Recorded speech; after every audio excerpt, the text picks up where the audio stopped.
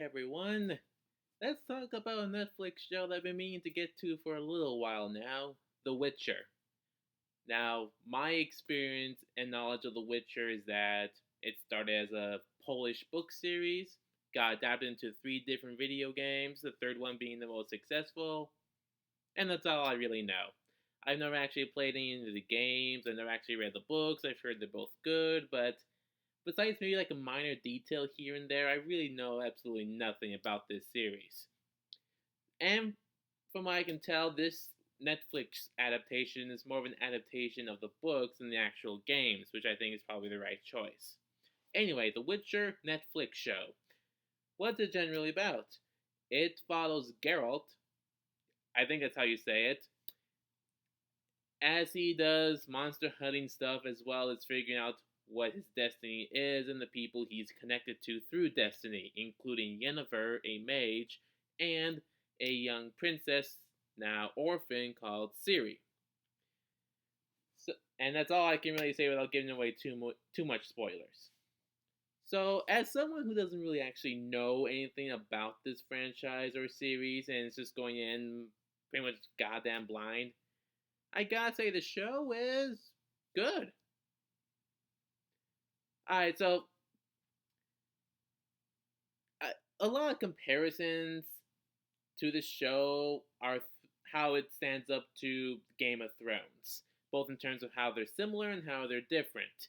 And to an extent, I can see why they're comparing the two shows together, but I also think that's kind of a too high of a standard for The Witcher.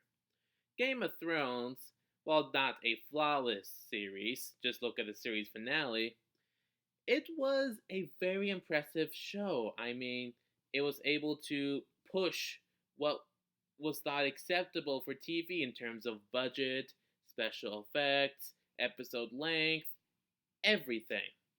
And it helped that it was backed by HBO, someone a program.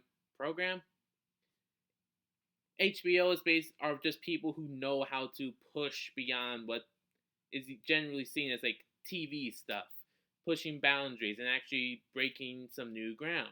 Netflix is, of course, a company that has broke new ground and has completely changed the way that how we view TV content and movies.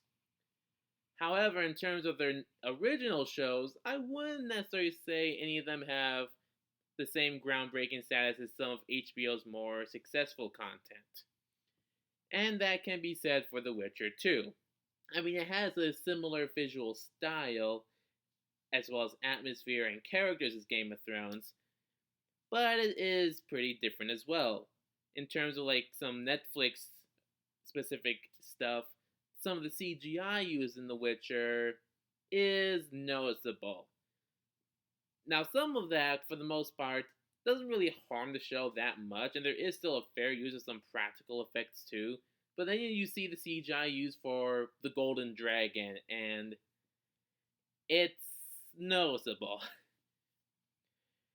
Now, of course, there are generally three different plot lines going on through this first season. The first one surrounding Princess Ciri, as she goes from being a princess to being an orphan on the run from an invading enemy army.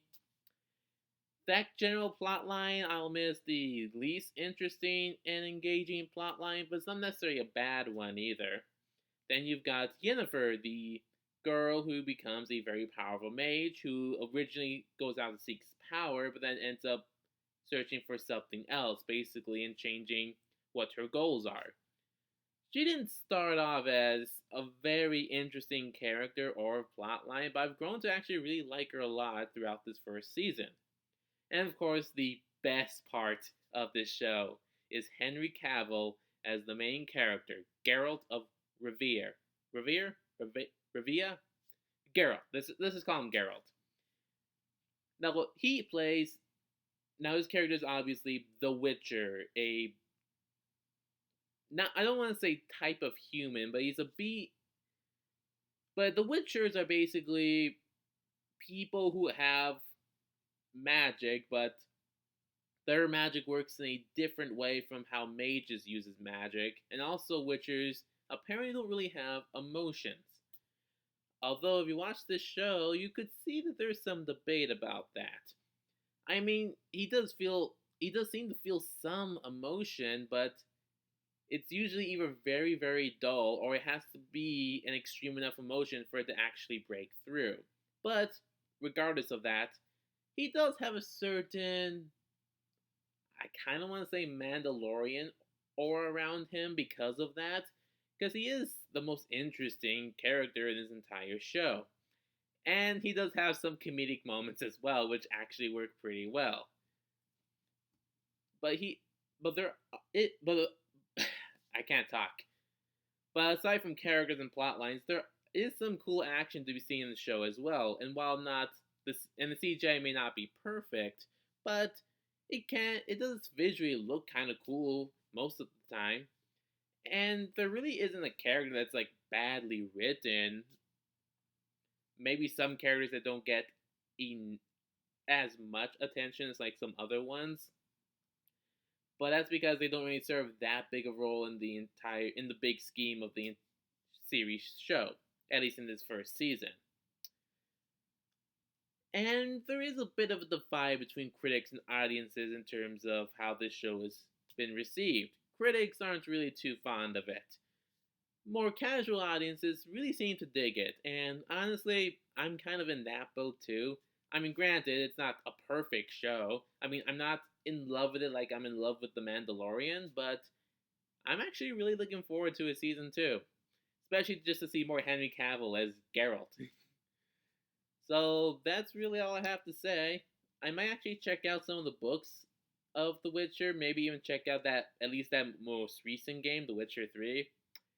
But that's all I really have to say for season 1 right now.